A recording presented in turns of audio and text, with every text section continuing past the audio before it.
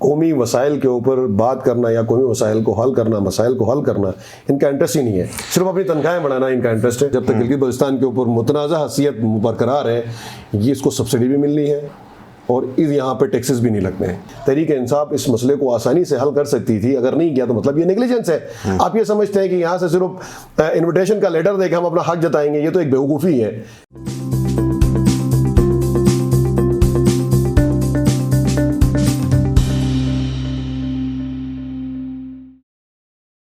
अस्सलाम वालेकुम, आप देख रहे हैं आयमन में, हूं शब्बीर मीर। नाज़रीन, प्रोग्राम में हम बात करेंगे आज गिलगित बल्तिस्तान का जो बजट पास हुआ वो 119.3 अरब रुपए का था। कुछ कटौती की बातें हो रही थी, तो क्या ये जो बजट पास हुआ है, मंजूर हुआ है, इसमें क्या कटौती शामिल थी?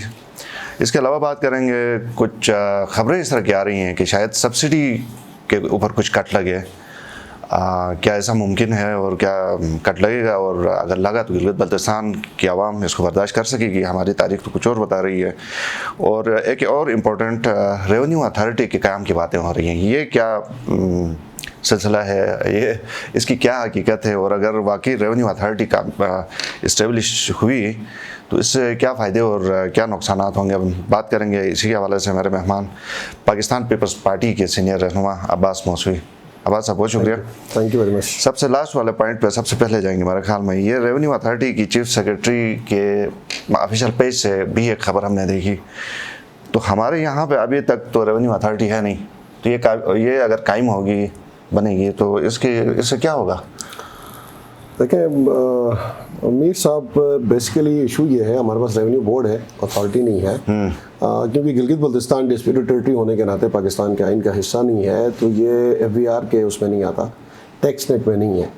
तो जाहिर है जब आप रेवेन्यू जो कलेक्शन या जनरेशन होती है उसको रेगुलेट करने के बाद आपके पास अथॉरिटी ही नहीं है, तो आप अपने सूबे की जो सेटअप है उसका रेवेन्यू आप जनरेट नहीं कर पाते हैं या वो रेगुलराइज नहीं है।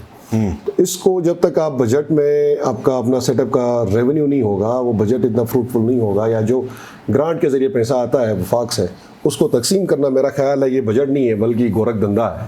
मिसाल के तौर पर पिछली मरतबा 106 अरब रुपए का बजट अनाउंस हुआ था और इस साल 8 अरब रुपए का डेफिसिट है और 119 अरब रुपए का बजट इन्होंने अनाउंस किया है, जबकि डेफिसिट हो तो कम बजट अनाउंस होना चाहिए। तो ये एक गोरख धंधा है जब तक रेवेन्यू डेवलप ना हो। तो अगर इस तरह की अथॉरिटी डेवलप की गई है, और ख़ास तौर पर जो सेल्स टैक्स की यहाँ पे एक जो सेल्स टैक्स के ऊपर जो सर्विसेज टैक्स होता है उसके ऊपर अगर इस अथॉरिटी के जरिए काम होता है तो ये वेल एंड गुड, बहुत अच्छी बात है, ये होना चाहिए। तो क्या हम ये समझ सकते हैं इसके बाद से एक दफ़ा ये अथॉरिटी कायम हो तो टैक्स की जानिब हमारा सफ़र शुरू होगा, टैक्स लगने के हवाले? देखिए, टैक्स तो एक दिन लगना है, टैक्स से आप जान नहीं छुड़ा सकते, टैक्स के बगैर मुमकिन भी नहीं है। आपने रेवेन्यू जनरेट करना है, लेकिन बात यह है कि कौन सा टैक्स आप लेना चाहते हैं। मिसाल के तौर पर हम बात करते हैं, अगर सेल्स टैक्स जो गिलगित बल्तिस्तान में आप सेल्स टैक्स को सब दे रहे हैं, माचिस की तेली से लेकर जहाज तक जो भी खरीदा जाता है, बेचा जाता है गिलगित बल्तिस्तान के अंदर, उसका सेल्स टैक्स है 16% या 17%। अब उस सेल्स टैक्स में जो सर्विसेज टैक्स है उसका कोई हिसाब किताब ही नहीं है।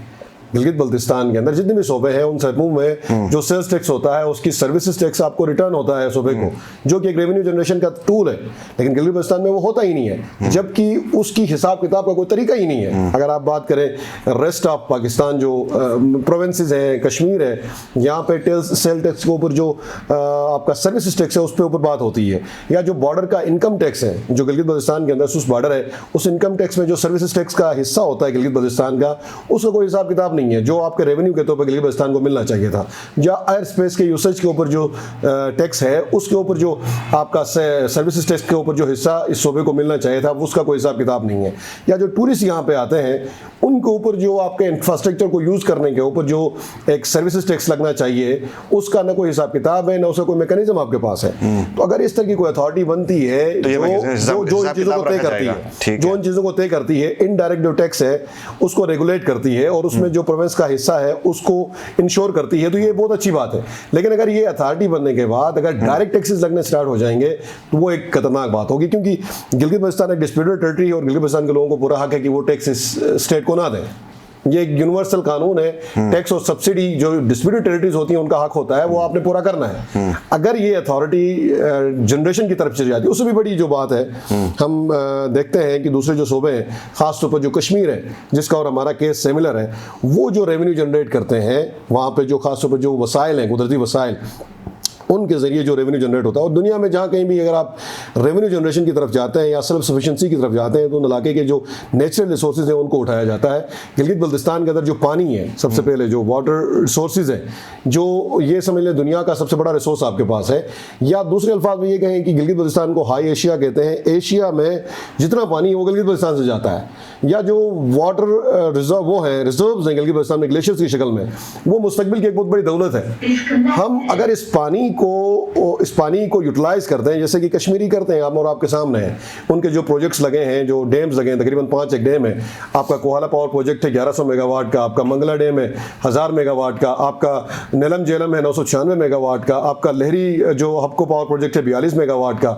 इस तरह कोई 5 डैम है जिनसे तकरीबन 3100 या 3200 मेगावाट की कैपेसिटी जो है नेशनल ग्रिड में शामिल होती है। उसके अगेंस्ट वफाक से पहले वो 70 करोड़ रुपए लेते थे, अभी जो न्यू एग्रीमेंट है उसके तहत 12 अरब रुपए बनते हैं। और जो गिलगित कश्मीर के इंटरनल जो इलेक्ट्रिसिटी की रेवेन्यू जनरेशन है वो तकरीबन 22 अरब रुपए की है। यानी आप ये देखें कि कश्मीर का जो सेटअप है अपने पानी के जरिए तकरीबन 32 अरब रुपए या 30 अरब रुपए जनरेट करता है। गिलगित बल्तिस्तान का टोटल रेवेन्यू 1 अरब रुपए के करीब नहीं है। राइट। तो कहने का मकसद ये है कि अगर आप बादशाह डैम को देखते हैं तो 4500 मेगावाट वाटर यहाँ से मेगावाट यहाँ की कैपेसिटी है और सालाना तकरीबन 22 अरब यूनिट नेशनल ग्रिड में जाएगा। अगर इसकी आप रॉयल्टी क्लेम करते हैं तो ये तकरीबन 30 अरब रुपए बनते हैं। तो अगर ये अथॉरिटी इन चीज़ों पे काम करती है, इन रिसोर्सेज के ऊपर अगर बात होती है, आपके वाटर राइट्स के ऊपर बात होती है, वाटर रॉयल्टी पे बात होती है, इसके जरिए रेवेन्यू को अगर रेगुलेट किया जाता है, या उसके बाद आपके टूरिज्म है, टूरिज्म में जो बाहर से लोग आते हैं, या उसके बाद आपका बॉर्डर है, बॉर्डर का जो सर्विसेज टैक्स है उसके ऊपर रेगुलेट किया जाता है, या आपका मिनरल है, मिनरल का सेक्टर है, वहां पे अगर आप सर्विसेज टैक्स के जरिए या मिनरल्स की जो टैक्सेस के जरिए जो इन्वेस्टर यहाँ पे आता है उससे आप जनरेट करते हैं, तो ये एक बहुत अच्छी बात होगी। सही। तो ये जो रेवेन्यू अथॉरिटी है इसके जेर असर या इसके अंडर ये सारी चीजें होनी चाहिए। और इस रेवेन्यू अथॉरिटी को इस पैराए पे काम करने की जरूरत है। और गिलगित बल्तिस्तान का मुस्तकबिल ये देखें, इस मुल्क में तकरीबन आप ये देख लें कि जो एनर्जी क्राइसिस है, आप अगर गिलगित बल्तिस्तान में सिर्फ और सिर्फ आप बादशाह डैम की बात करें 4500 मेगावाट है, बोंजी डैम की बात करें 7100 मेगावाट है। हाँ। और ऐसे पता नहीं कितने डैम आप यहाँ पे इंस्टॉल कर सकते हैं। मुस्तकबिल में अगर गिलगित बल्तिस्तान के ऊपर, इस वाटर के ऊपर, इस इलेक्ट्रिसिटी की जनरेशन के ऊपर अगर इन्वेस्टमेंट होती है तो सबसे बड़ा रेवेन्यू गिलगित बल्तिस्तान में इससे पैदा होगा। आप एक रिसर्च के जरिए आप ये समझ लें कि एक जर्मन जो फॉर्म है उसने रिसर्च में कहा कि 1.5 लाख मेगावाट बिजली बनाने की यहाँ पे कैपेसिटी मौजूद है गिलगित बल्तिस्तान में।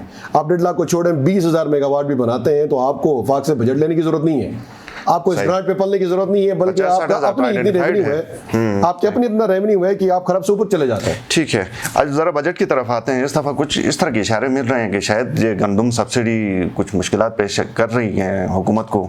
तो अमजद साहब को भी मैंने कहीं पर सुना था इसके हक में बोलते हुए, तो आप क्या समझते हैं कि सब्सिडी विड्रॉ होगी, कीमतें बढ़ेंगी, मतलब थोड़ी बहुत शायद विड्रॉल की बात हो रही है? लेकिन 2 चीज़ें बड़ी इंपॉर्टेंट है शब्बीर साहब। जब तक गिलगित बल्तिस्तान डिस्प्यूटेड टेरिटरी है, इस आईनी तौर पर पाकिस्तान का मुकम्मल हिस्सा नहीं बनता, जब तक गिलगित बल्तिस्तान के ऊपर मुतनाज़ा हैसियत बरकरार है, ये इसको सब्सिडी भी मिलनी है और इस यहाँ पे टैक्सेस भी नहीं लगने हैं। ये डिसाइडेड है, डायरेक्ट टैक्सेस नहीं लगने।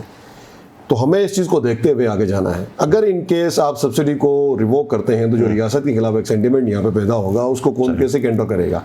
आपने उन टेरिटरीज में जहाँ पे इस तरह के ग्रीवेंसेस हैं, आपने उनको कंसिडर करने के लिए ये सब्सिडी अनाउंस करनी है। लेकिन प्रॉब्लम यहाँ पे ये आ रही है कि दिन ब दिन महंगाई बढ़ती जा रही है और उस वजह से जो आप सब्सिडी की मुख्तस करते हैं उससे जो क्वान्टिटी खरीदी जाती है वो कम होती जा रही है। उस वजह से मसाइल ज़रूर हैं, लेकिन मैं ये समझूंगा कि गिलगित बल्तिस्तान की गवर्नमेंट को रेवेन्यू जनरेशन की तरफ जाना चाहिए, वहाँ से रेवेन्यू लेके लोगों को सब्सिडी देनी चाहिए। सब्सिडी किसी सूरत में भी खत्म करना तो रेवेन्यू जनरेशन तो टैक्स ही देखिए, आप डायरेक्ट टैक्स ना लगाए ना।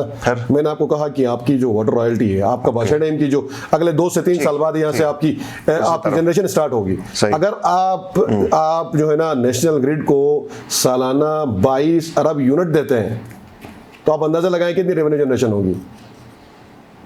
आप कश्मीर वाले ले रहे हैं आपके सामने, हर सूबा ले रहा है जहां से रेवेन्यू जनरेट होता है। सही, ठीक है, जो से आप सर्विस टैक्स कहते हैं, या उसके बाद आपके जो देखें, बात ये है कि आपकी जो गवर्नमेंट्स होती हैं वो पॉलिसी बनाती हैं, लॉन्ग लास्टिंग पॉलिसी बनाती हैं, फ्यूचर को देख के बनाती हैं। तो गिलगित बल्तिस्तान में जो सबसे ज़्यादा रेवेन्यू जनरेट हो सकता है वो पानी से है, जिसके जरिए इलेक्ट्रिसिटी के जरिए, जिस पे दुनिया ने कहा है वो दुनिया इन्वेस्टमेंट करने के लिए तैयार है। चाइना आपके सामने तैयार है।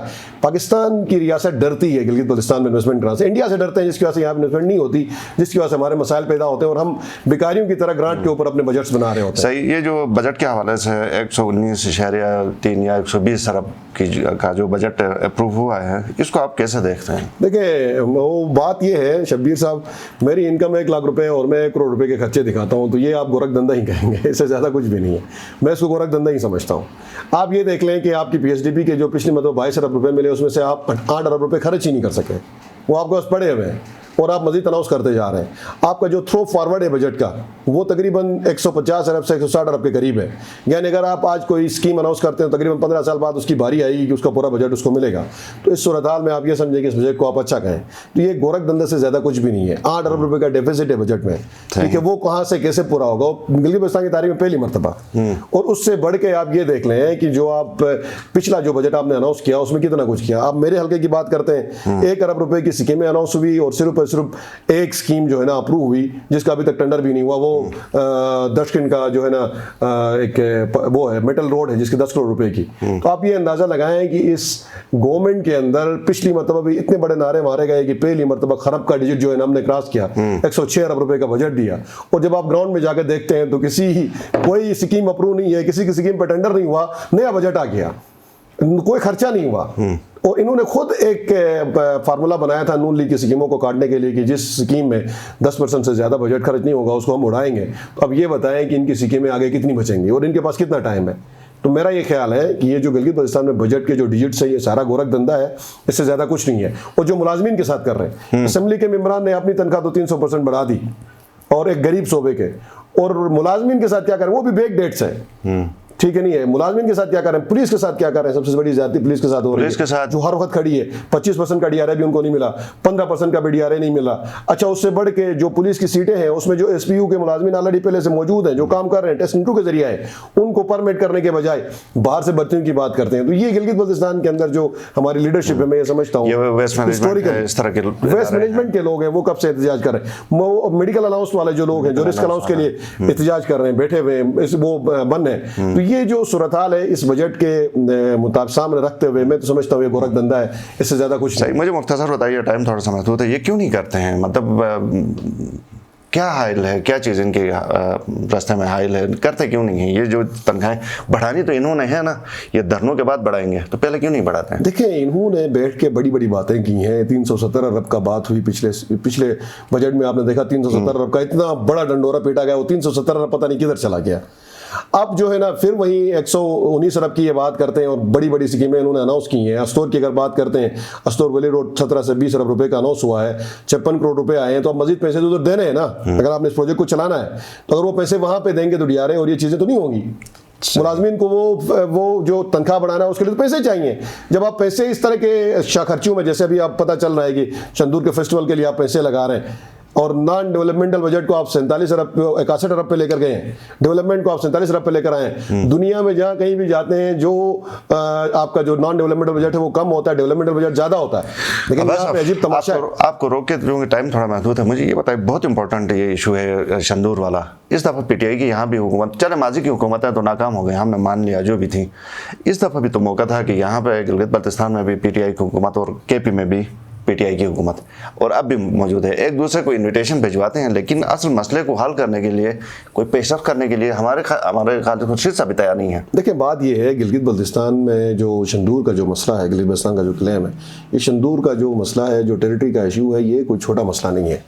इसको बैठ के सीरियसली डिस्कस करने की ज़रूरत है। शंदूर के मसले को, कराची का जो मिलिट्री एग्रीमेंट है उसको सामने रख के देखने की ज़रूरत है। ये इंटरनेशनल बॉर्डर्स की कहानी है, ये किसी सूबे के दरमियान महकमा माल के हुदूद की बात नहीं है। लेकिन हमारी गवर्नमेंट या हमारी लीडरशिप इसको बिल्कुल भी ईजी ले रही है। यानी आपके एक एप्लीकेशन भेजने थे, आप होस्ट नहीं होंगे, वहाँ पर चित्राल सिकॉट आके अपना जो है ना अपनी बिल्डिंग्स बना रहे हैं और उनका प्रैक्टिकली एक किस्म का कब्जा हो चुका है।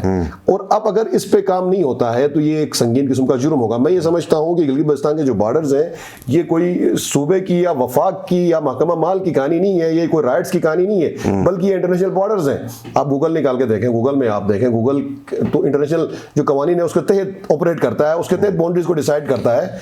गूगल के अंदर आपको मिलेगा कि शंदूर गिलगित बल्तिस्तान का हिस्सा ये एक इंटरनेशनल बॉर्डर है।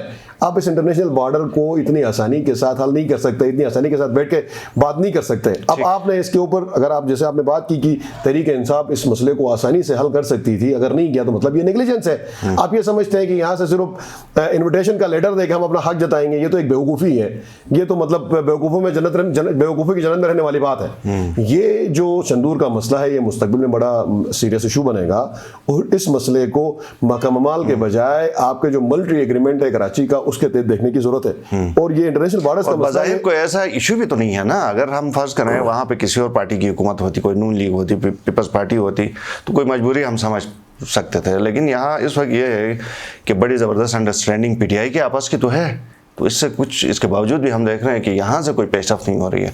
तो बहरहाल अब्बास साहब, मैं इसको तो नाहिली कहूँगा ना, आप नाहिली या ये कहूँगा कि इसमें कौमी वसाइल के ऊपर बात करना या कौमी वसाइल को हल करना, मसाइल को हल करना इनका इंटरेस्ट ही नहीं है। सिर्फ अपनी तनख्वाहें बढ़ाना इनका इंटरेस्ट है, ताकि अमरात को वो करें, महसूस करें। बहुत शुक्रिया अब्बास मुझसे इस प्रोग्राम में आने के लिए। नाज़रीन, प्रोग्राम देखने का शुक्रिया, इजाज़त दीजिए, अल्लाह हाफ़िज़।